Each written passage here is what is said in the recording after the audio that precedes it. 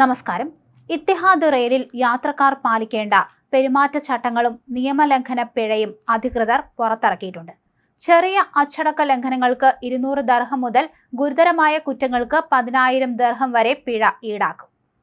സീറ്റിൽ കാലുകയറ്റി വയ്ക്കുക, അതുപോലെ തന്നെ ടിക്കറ്റ് ഇല്ലാതെ യാത്ര ചെയ്യുക, മറ്റൊരാളുടെ ടിക്കറ്റ് ഉപയോഗിക്കുക, ഇങ്ങനെയുള്ള നിയമലംഘനങ്ങൾക്ക് 200 ദർഹം പിഴ ചുമത്തുമെന്നാണ് അറിയിച്ചിരിക്കുന്നത്.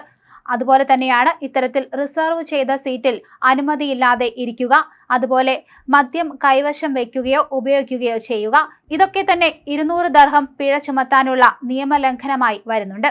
അതേസമയം സ്റ്റേഷനുകളിലും ട്രെയിനുകളിലും പുക വലിക്കുകയോ സിഗരറ്റ് ഉപയോഗിക്കുകയോ ചെയ്യൽ, അതുപോലെ തന്നെ യാത്രക്കാർക്ക് ബുദ്ധിമുട്ടുണ്ടാക്കുന്ന രീതിയിൽ പെരുമാറൽ, ഇതിനൊക്കെ 500 ദർഹം പിഴ ഒടുക്കണം. അതുപോലെ തന്നെയാണ് ഓടിക്കൊണ്ടിരിക്കുന്ന ട്രെയിനിന്റെ വാതിൽ തുറക്കാൻ ശ്രമിക്കുന്നതും ഗുരുതരമായ നിയമലംഘനമാണ്. ഇതിന് 5000 ദർഹം വരെ പിഴ ചുമത്തുമെന്നാണ് അധികൃതർ വ്യക്തമാക്കിയിരിക്കുന്നത്. യാത്രക്കാർ ജാഗ്രത പാലിക്കണമെന്നും അധികൃതർ അറിയിച്ചിട്ടുണ്ട്.